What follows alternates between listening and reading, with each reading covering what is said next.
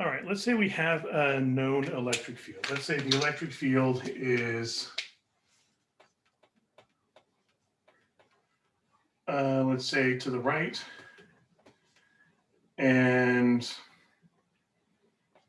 5 newtons per coulomb everywhere. And this is usually called a uniform electric field. Uniform in this context just means it's the same value everywhere. So right here, the electric field is 5 newtons per coulomb. Over here, 5 newtons per coulomb, 5 newtons per coulomb. So just everywhere in this region of space, the electric field is a uniform 5 newtons per coulomb to the right. You could also think of that as constant, but usually constant means not changing as time passes. Uniform means the same everywhere in space, the same at every location. And what might be one situation that could cause this? How could you set up a situation that creates electric field to the right everywhere and the same value everywhere?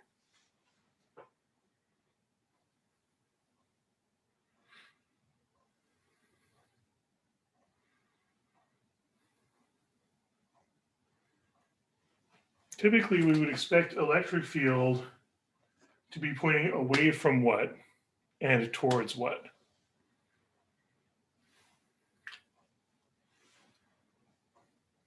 Yeah, away from positive source charge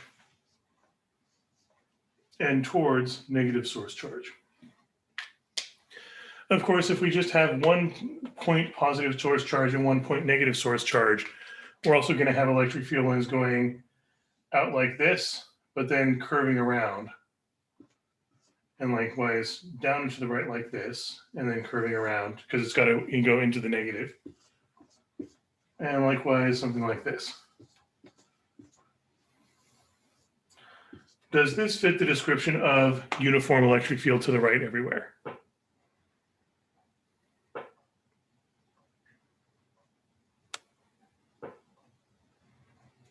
No. For one thing, it's not to the right everywhere. Some places it's upwards or diagonal, or over here it's even up and to the left, and then curves around. And also, it's not the same strength everywhere. In this region, these lines are close together, so that's a strong electric field. Over here, they're further apart, so that's weaker. So just 1 positive and 1 negative gets the result of to the right in the middle, but it doesn't give us the idea of uniform everywhere. So we're going to have to modify this. Instead of just having 1 positive charge and 1 negative charge, what sort of arrangement could we have to get the same electric field to the right everywhere? At least everywhere in the in-between region. Yeah, if we have a charged plate. If we have like an entire, not just a column, but extending out this way as well, like a wall of charge, positive charge, wall of positive charge, and a wall of negative charge.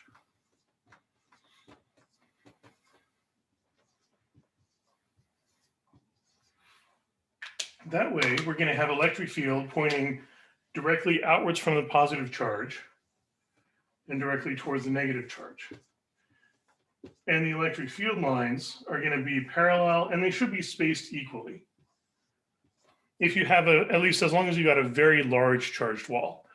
Formally, this has to be an infinitely large charged wall, going out forever in all these directions, and an infinitely charged negative wall. But you can get a pretty good approximation by just using 2 very large charged plates that are fairly close together. The in-between region will have very strong electric field pointing from positive plate to negative plate, all in straight lines. And what would be the electric field outside this region?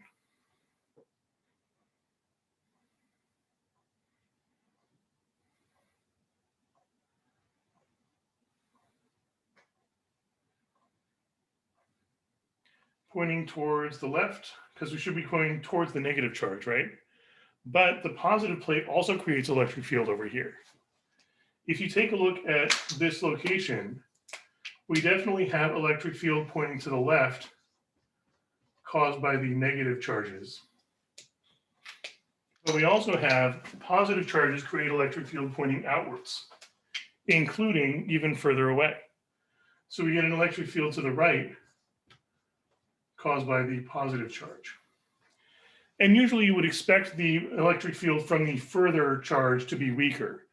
But it turns out if these plates are very, very large compared to the other distances involved, and these distances between them are very small by comparison, then that little bit of extra distance doesn't actually make a difference. And these end up being the same strength. So if you've got a leftwards electric field caused by the negative plate, plus a rightwards electric field caused by the positive plate, what would those add up to? Yeah, you'd actually get 0. You get no electric field at all outside the plates. And again, this is only completely true if these plates are infinite in size, mathematically speaking. If they're finite but just very large, then this is a good approximation. Realistically, if you got just 2 very large plates, you'll have a strong, almost uniform electric field in between and a weak, almost 0 electric field outside. In fact, this is essentially identical to, where have we seen this idea before? The idea of a positively charged plate and a negatively charged plate.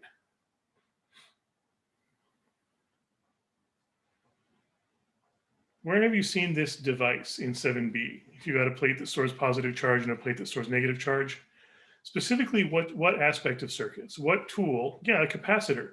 A capacitor is just a positively charged plate, a negatively charged plate, and empty space or an insulating layer in between. So this is ultimately what's going on inside a capacitor. Once the capacitor's plates are charged, the in-between region has a strong electric field pointing from the positive plate to the negative plate, and the region outside has essentially no electric field at all. So the capacitor is not interfering with other stuff on the outside. But let's take a closer look at what's going on inside as a result of this electric field. Let me spread this out a little more. Let's say we just have one big positive plate and one big negative plate that are kind of far apart.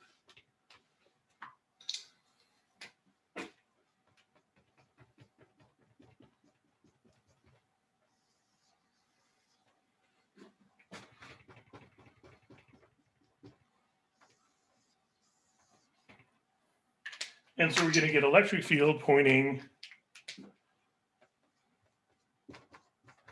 this way. A constant electric field, which we're assuming is 5 newtons per coulomb everywhere. And let's say we put an object in this region.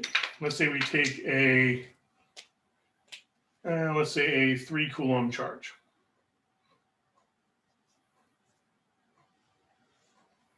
What force would that be experiencing? How would you calculate how much force that gets?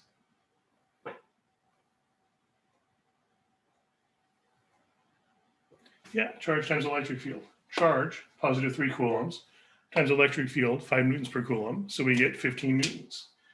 And since we're multiplying a vector to the right times a positive charge, the direction stays the same. 15 newtons of force to the right.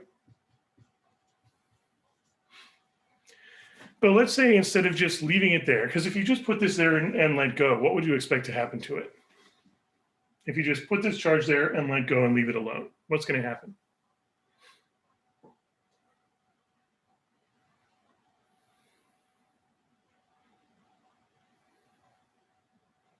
What happens to an object if there's a force acting on it?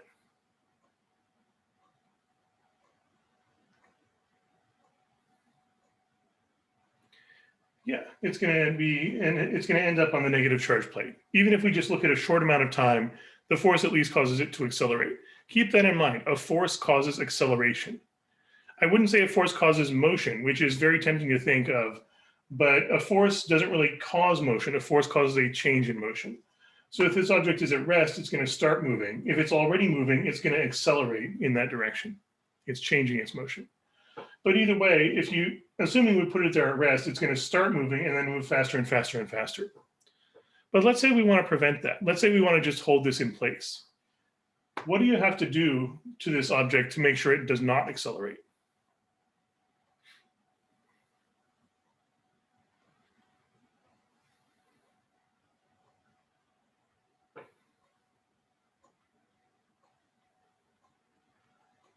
How do you prevent this from accelerating?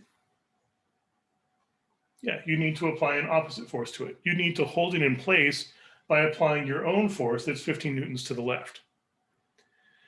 And let's say you want to actually move this. Let's say instead of holding this in place or letting it fall, because you could really think of this sideways motion as falling towards the negative plate. But let's say instead we wanted to move it towards the positive plate.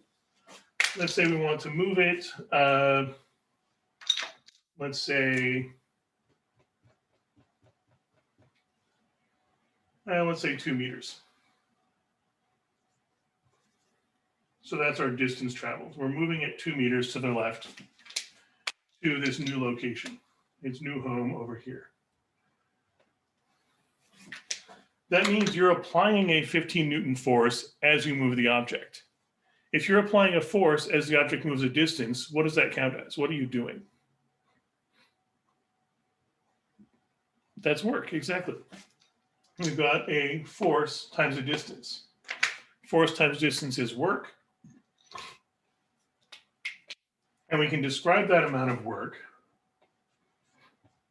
by multiplying force times distance. 15 newtons times 2 meters. So in general, work is force times distance. So 15 newtons times 2 meters would be 30 joules. And I'm going to write that as positive because you have to do work to move it against the existing force. Or to put it another way, you're applying a force to the left to counteract the force to the right. You're applying a force to the left and it's moving to the left.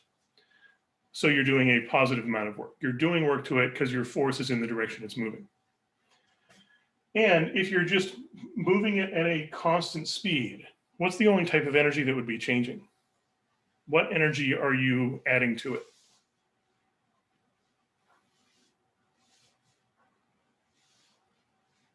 Yeah, it can only be potential energy. We're not changing the kinetic energy because we're just assuming we're moving this at a constant rate by applying a force that's exactly enough to balance this out. So all the work you're doing goes into potential energy. We can say the work done here is the change in PE. And that's specifically going to be called the electrical potential energy because the force we're acting against is an electrical force. So we're doing work to increase the electrical potential energy because this object is experiencing an electrical force. We're acting against that. We are essentially investing energy by doing work against the electrical force. And of course, you could get that back. If you just let go of this, what's now going to happen?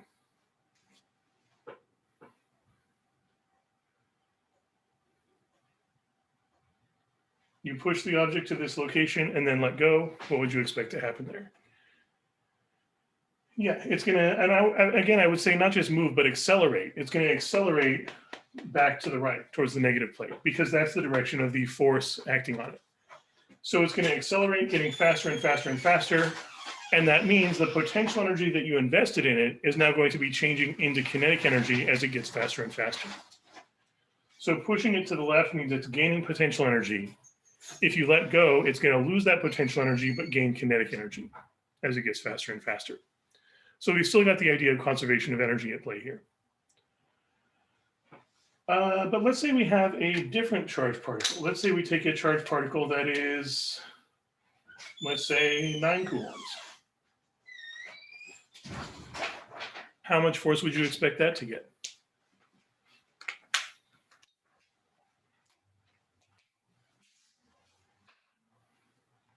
Yeah, that'll experience 45 newtons of force. Which means to hold it in place, you're going to need to apply 45 newtons to the left to cancel that out. And let's say we want to also move this on the same journey, move it the same 2 meters.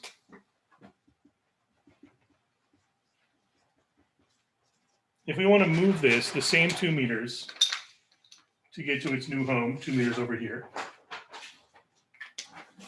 then how much work are you doing? Yeah, should be 90. We're taking 45 newtons of force to the left times 2 meters of distance, so we get 90 joules. So that work is changing the potential energy, specifically adding 90 joules to the potential energy. So even though these two objects are going on the same journey, they're going the same 2 meters in the presence of the same electric field, this one takes more work to do because it has more charge. And we can even see this if we use a negative charge. Let's say we have maybe -6 coulombs. That's going to experience a force in which direction? Yeah, that experiences a force to the left.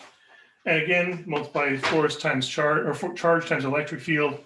-6 coulombs times 5 to the right becomes 30 to the, 30 to the left. So this experiences a 30 Newton force to the left.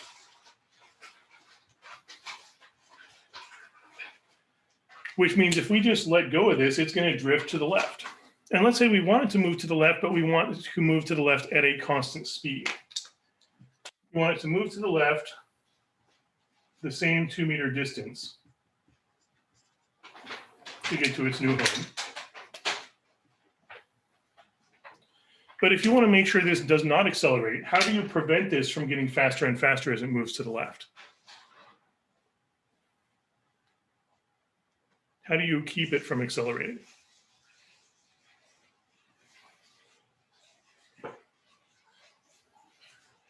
Yeah, you've got to apply a force in the opposite direction. This object wants to move to the left, so to prevent it from getting faster, you've got to hold it back. If you're applying exactly 30 newtons of force, you can allow it to drift at a constant speed, but prevent it from getting faster. So let's say you're applying 30 newtons of force to the right as it moves to the left. You can still calculate work as force times distance. So 30 newtons times 2 meters, 60 joules. But since you're holding it back as it moves, what does that tell you about the amount of work?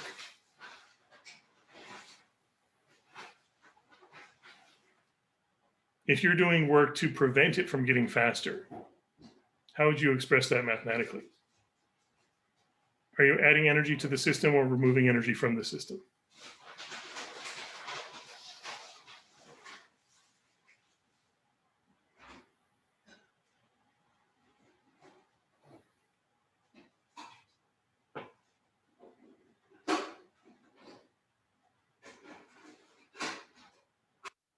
If you didn't do anything, this would just move and get faster and faster and faster, right?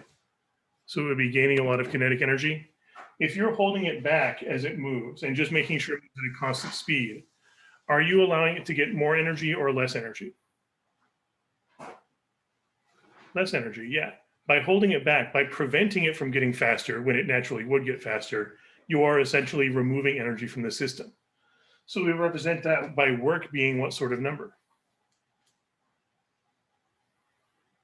Yeah, that'll be a negative value. Work is negative if you're removing energy from the system.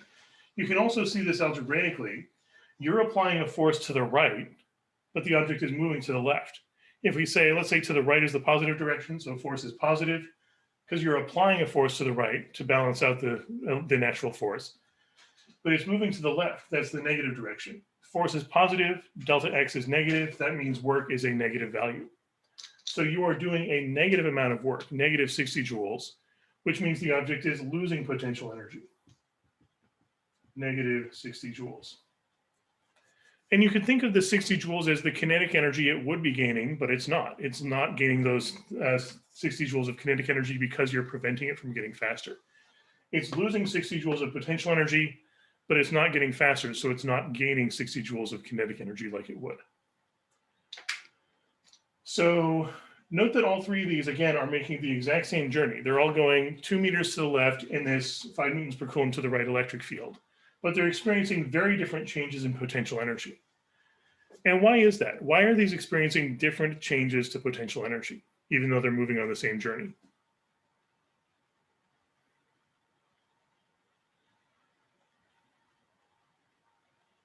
What's different about these three objects? They've got different charges, right? In particular, if you compare them, how do these two charges compare to each other?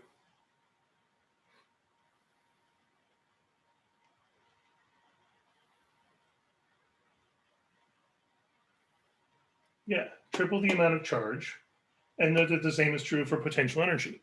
We've got 3 times as much charge, resulting in 3 times as much delta potential energy. And same idea here. If you compare 3 coulombs to negative 6 coulombs, that's negative twice as much charge. So we get negative twice as much change in potential energy. So in general, even though the different charges experience different potential energies, they're still proportional. We can say that the change in potential energy is proportional to the charge of the test object, which means we can say that change in potential energy equals charge times something.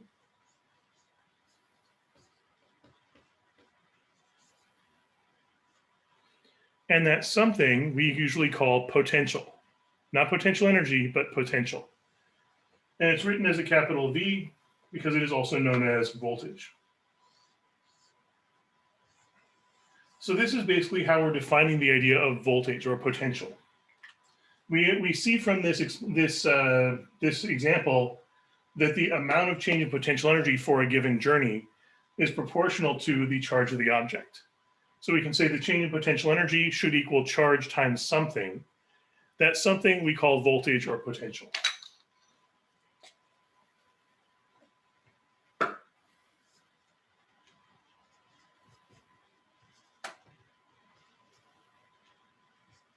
Potential or electrical potential sometimes. So electrical potential is the thing that you can multiply by charge to figure out the electrical potential energy. I guess formally that should have a delta there as well, because we're talking about a change in potential energy. So that means there's this thing called voltage, which is the thing you multiply by charge to figure out the potential energy. And note that this is very similar to how we were defining electric field in the first place. Electric field was the thing you multiply by charge to find the force. Because we established earlier that the force on a charged particle is proportional to charge. Like 3 times as much charge means 3 times as much force. So we should expect force to equal charge times something, and that's something we call electric field. Very similar idea here. We find that the amount of work it takes to move a charge along some journey is proportional to how much charge it is. So we should expect change in potential energy to equal charge times something. We call that something the change in voltage or the change in potential. And this is actually the same voltage we saw in 7B when we were dealing with circuits. It's just that in 7B, we were restricting it to along wires. Here we're looking at voltage in empty space. Any questions on how we define that so far?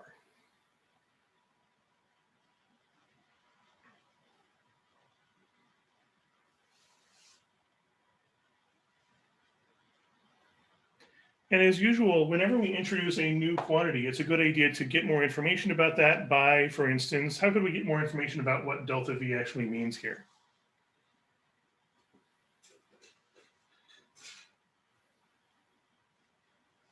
Algebraically, how do you figure out more information about a variable in an equation? Yeah, let's try solving for that by dividing both sides by Q.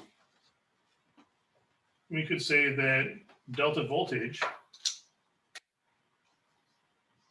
equals delta potential energy divided by charge. In fact, you could think of this as the definition of voltage or potential. The delta potential is the delta potential energy of that particle divided by its charge. For instance, if we try actually calculating this, if we take the change in potential energy divided by the charge, what do we get?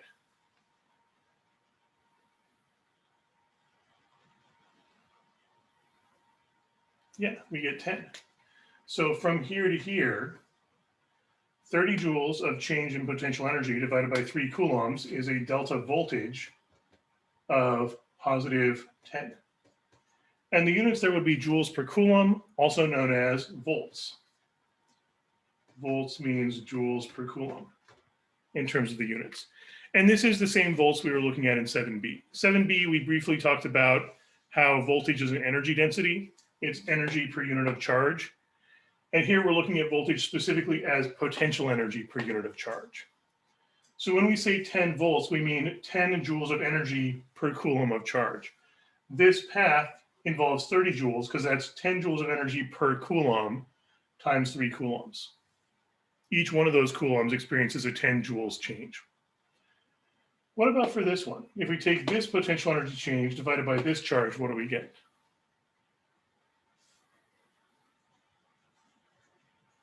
That's also 10, right? We're still taking positive 90 joules divided by positive 9 coulombs. We get positive 10 joules per coulomb. In fact, this is even true for this one. This negative 6 coulomb charge is losing 60 joules. So delta potential energy is negative 60, but then we're dividing that by negative 6 coulombs. The negatives cancel out. So this path is still plus 10 volts. So the voltage doesn't depend on the charged particle at all, the test charge. It doesn't depend on the test charge at all. This particle experiences this much energy. This particle experiences this much change in energy. This particle experiences this much change in energy. Different changes in energy because they have different charges, but the ratio of energy over charge is the same. And that's what we call voltage. And since it doesn't depend on the particle, it only depends on the point in space, this counts as a field, because a field has a value at every point in space. So we say this location has a certain voltage. This location has a different voltage that is specifically 10 higher. So this is a low voltage region. This is a high voltage region.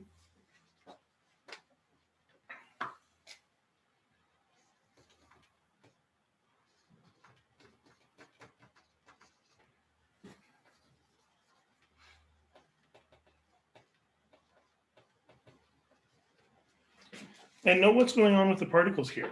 The positive particles, as they move from low voltage to high voltage, they're gaining potential energy. But the negative particle, as it moves from low voltage to high voltage, it's losing potential energy. Because a positive delta V times a negative charge becomes a negative delta potential energy. So the voltage, much in the same way that you could think of the electric field as the force that would be experienced by a 1 coulomb positive charge, you could think of the delta voltage as the potential energy change that would be involved for a 1 coulomb positive charge moving along that path. I generally think of delta voltage as just how much work it would take to move a 1 coulomb charge along that path. Like if this were 1 coulomb, how much energy would it take to move it along this path?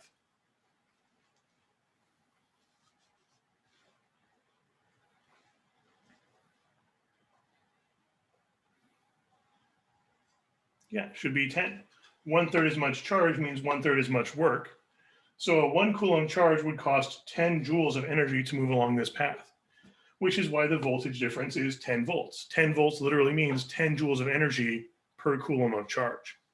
So this path from location to location costs 10 joules of energy per coulomb of charge that you're moving along it. And it turns out that the path itself doesn't matter. It's a delta, so all that really matters is the initial and final locations. If you move this on a more winding path, you could still figure out the change in energy in total by just looking at the initial location and final location. What happens in between does not matter. Any questions on that so far?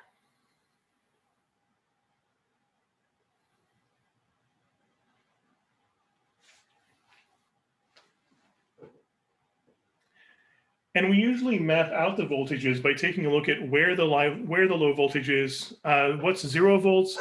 0 volts is basically a placeholder. You'll notice that I didn't really specify which value the low voltage is and which value the high voltage is. All I was saying was how much it's changing from location to location. And that's because 0 volts is basically just a reference point. For instance, if you're talking about, let's say, potential energy of gravity, you could measure like height above or below some reference point. But you could choose the reference point to be any height you want. You could talk about distance above the ground. You could talk about distance below the ceiling, or height above sea level, or height above the center of the earth. You can choose whatever location you want to call this is y equals 0. Same thing for voltage. You could choose any location you want to say this location is defined as 0 volts. And then locations further this way would be positive. Locations further this way would be negative as the voltage. And yes, the positively charged plate is the higher voltage zone. The negatively charged plate is the lower voltage zone. Moving towards the positively charged plate means you're getting towards higher voltage. And that's because, once again, you could think of voltage as the change in potential energy associated with a 1 coulomb positive charge. Moving the positive charge towards the positive plate takes work. You have to do work to push it towards the same charge. So you're increasing the potential energy and therefore increasing the voltage. In the other direction, the positive charge wants to fall towards the negative plate anyway. So you have to hold it back to keep it from getting faster. You're removing energy in order to allow it to move at a constant speed towards the negative plate. So the positive charge gains potential energy if you push it towards the positive plate. It loses potential energy if you allow it to drift towards the negative plate. And the potential energy of a 1 coulomb positive charge is the voltage. So let's say we define the middle to be 0. Then everything closer to the positive plate would have a positive voltage. Everything closer to the negative plate would have a negative voltage. And what we often do as a reference point, in a system like this, we would probably just call the middle 0 volts. Or in a more open, widespread system, typically 0 volts is defined as the voltage very, very far away from everything. So any location infinitely far away from the charges we care about would be called 0 volts. And then we work everything sort of backwards from there. But in most cases, you don't really care what the voltage is. You just care about how much the voltage is changing from one location to another, the difference in voltage. And notice that this is pretty much what we were doing with circuits as well back in 7B. We didn't really care so much what the voltage is anywhere. We care about what's the difference in voltage, for instance, from one side of a resistor to another. Same idea here. The difference in voltage is the important thing. And in order to map that out, what we usually do is we take a look at this empty region of space. So for now, let's ignore the charges that we were putting there to test it out. Let's just say this is an empty region of space. So we've got an electric field in this region. Let me actually draw that out as a field line diagram. I think that might make more sense rather than trying to draw out all these vectors. So we've got field lines that look like this, equally spaced and filling up this entire place in between. And let's say we put a line in the middle, or a location in the middle that represents 0 volts. If you move towards the positive charge, what happens to voltage?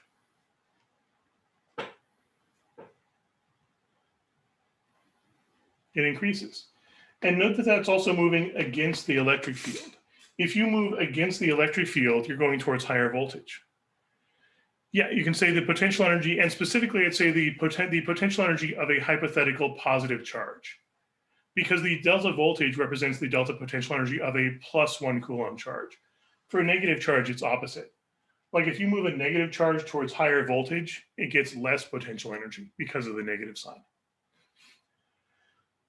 Likewise, if you move with the electric field towards the negative plate, what's going to happen to potential energy? Or sorry, what's going to happen to voltage? Right, it'll decrease. In fact, in general, the electric field line should point towards lower potential or lower voltage. Traveling with the electric field means you're going towards lower voltage. Traveling against the electric field means you're going towards higher voltage. What if you didn't want the voltage to change at all, though? Which direction should you travel in order to stay at the same voltage? Yeah, if you go straight up and down, specifically traveling at what angle to the electric field? Right, 90 degrees. If you're traveling in a direction that's perpendicular to the electric field in that region, you're not traveling with the electric field or against the electric field. You're exactly midway. So that means your voltage doesn't change at all. If you travel along this path, your voltage does not change. So this would be called an equipotential line.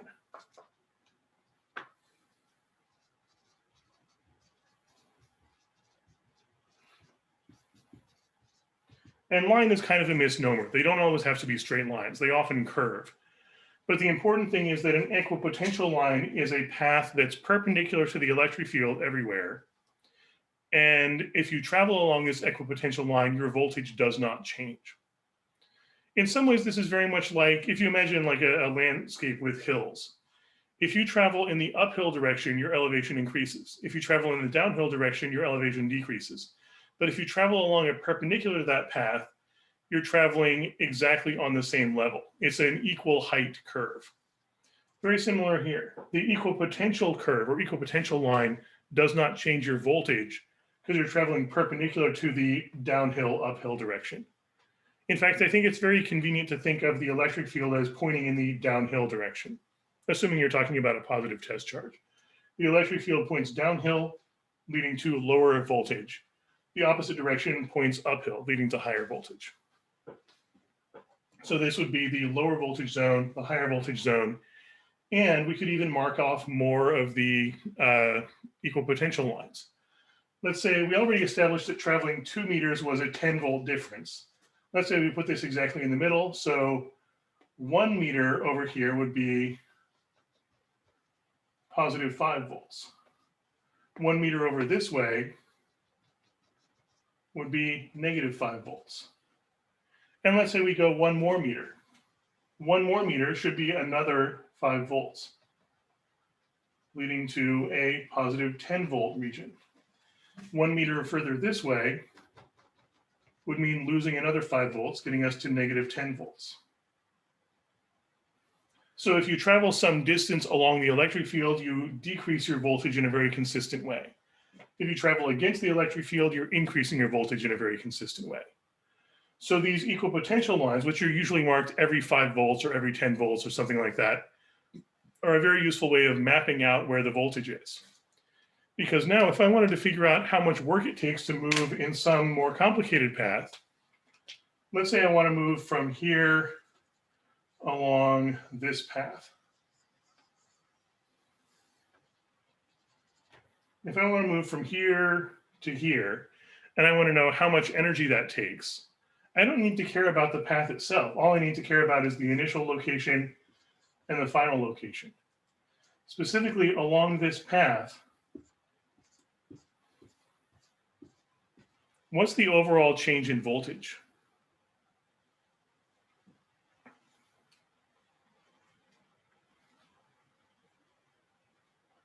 Yeah, delta V overall is plus 15 volts. And then we can just go back to the idea that change in potential energy is charge times delta V. So let's say I was using that original 3 coulomb charge. 3 coulombs times 15 volts would be 45 joules. So moving that 3 coulomb charge along this path overall would cost 45 joules of work. It would involve an overall increase of 45 joules worth of potential energy. Any other questions on that so far?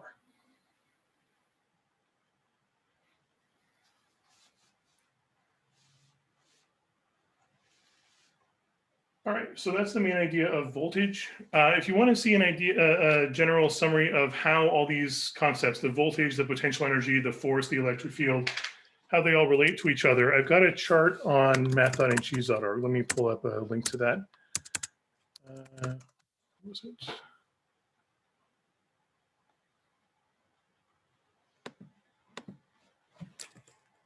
Yeah, let me paste this in chat. math.ncheese.org/p7c/electricquantities.pdf. So if you go there, that's got a chart that's just those 4 major ideas: the electric field, the force, the potential energy, the voltage, and how they're related to each other. Because they can all be, you can convert back and forth between any of these quantities if you have enough information. Any other questions on the overall idea of voltage?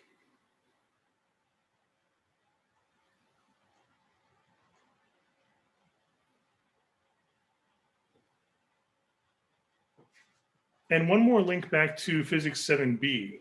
If you think back to capacitors, capacitors, these parallel plates, you store charge on the plates, positive charge on one plate, negative charge on the other plate. And what does that charge do? What's the whole point of putting charge on the plates of a capacitor? What does that create?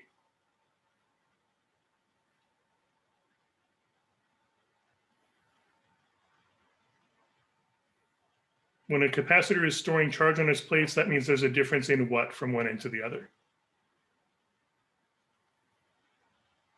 A difference in voltage, exactly. If you've got a capacitor that's storing positive charge on one plate and negative charge on the other plate, that stored charge creates a difference in voltage. High voltage on the positive plate, low voltage on the negative plate. And that's exactly what we have here. We've got a voltage difference in between the plates, high voltage near the positive plate, low voltage near the negative plate. So this is what's going on inside a capacitor that causes a difference in voltage when you store charge on it. The stored charge creates an electric field in between the plates. That electric field is associated with a difference in voltage. And that's the difference in voltage on the plates that we observe from outside the capacitor. But this is what's going on inside. Any other questions on that voltage stuff?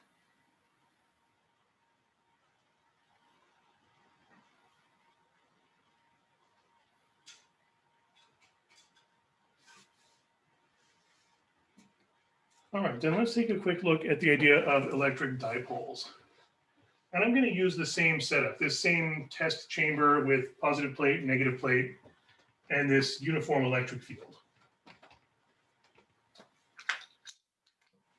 So we're assuming we've got electric field pointing to the right, 5 newtons per coulomb everywhere.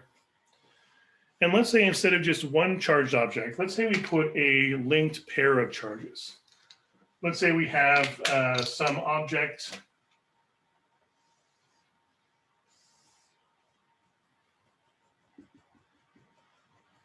maybe just like a plastic rod or something. And this plastic rod has one end that's positively charged and one end that's negatively charged, but they're connected by this bar. Then what's going to happen to this positive charge if we look at the charges individually? Let me assign an amount to that also. Let's say that each end is absolute value of charge equals, let's say, 4 coulombs. So we've got positive 4 coulombs on one end, negative 4 coulombs on the other end. What's going to happen to this positive 4 coulomb charge? What does that experience?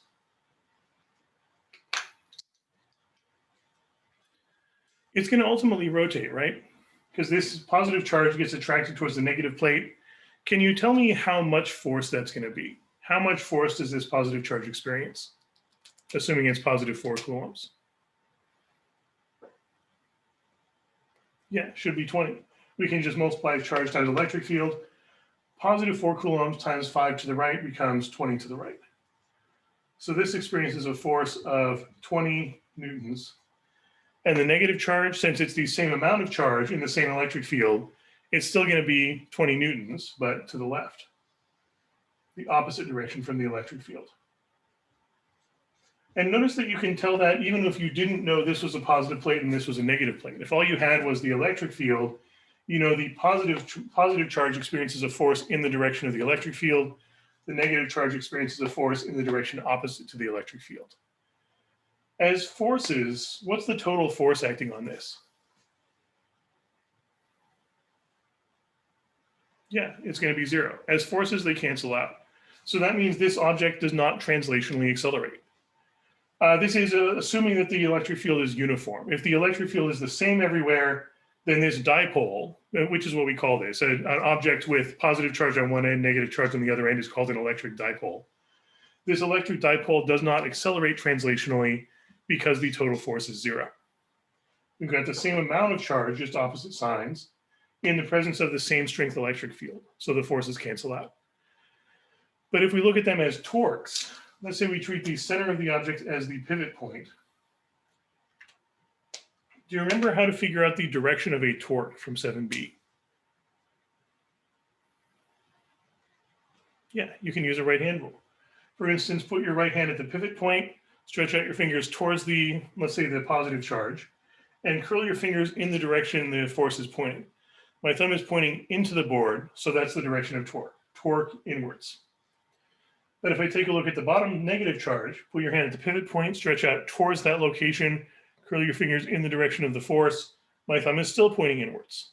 So the forces cancel out because they're in opposite directions, but the torques are both inwards, so the torques are going to combine. That means this object experiences a very strong torque, making it rotate in the inwards direction. And by the right hand rule, inwards direction means rotating this way. So this is going to rotate like so. And as it rotates, as you said earlier, that means the positive side is going to be pointing towards the negative charge plate. The negative side is going to be pointing towards the positive charge plate. We can keep track of that by using this idea called a dipole moment. The dipole moment vector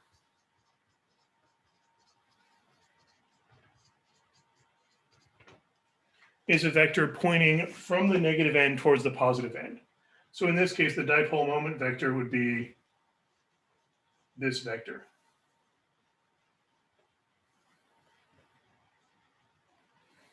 So that's the dipole moment vector, usually written as P with a vector sign. And its magnitude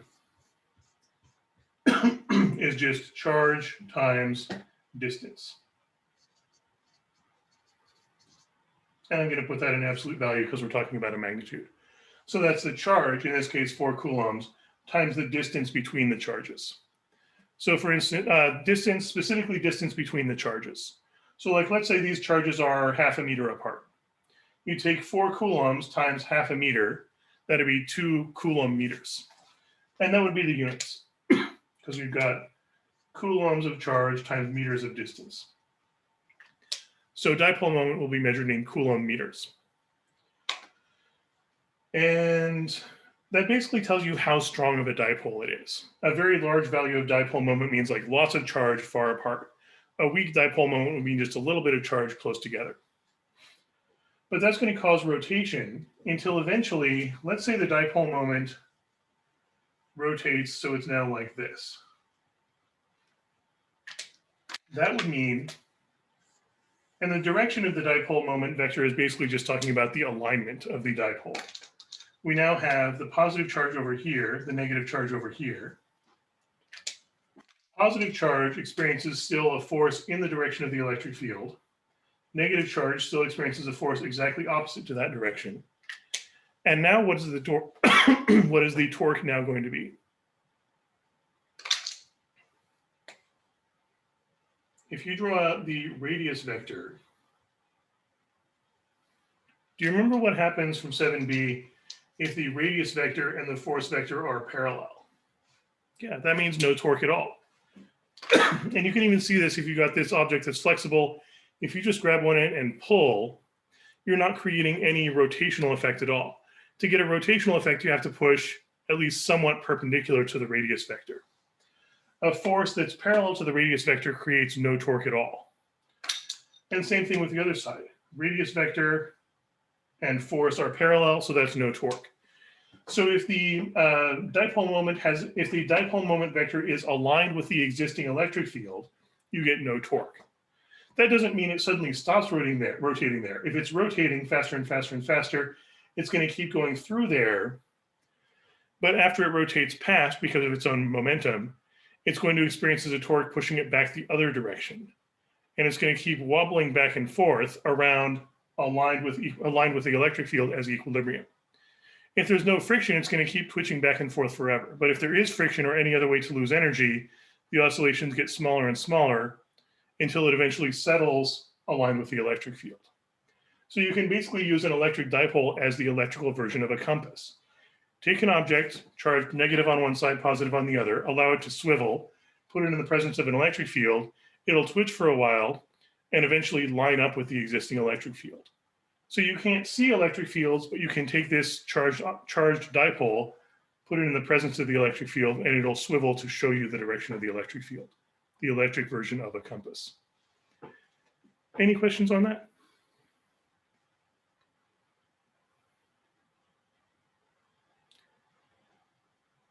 All right, feel free to email me if you have any other questions, and I will see you next time.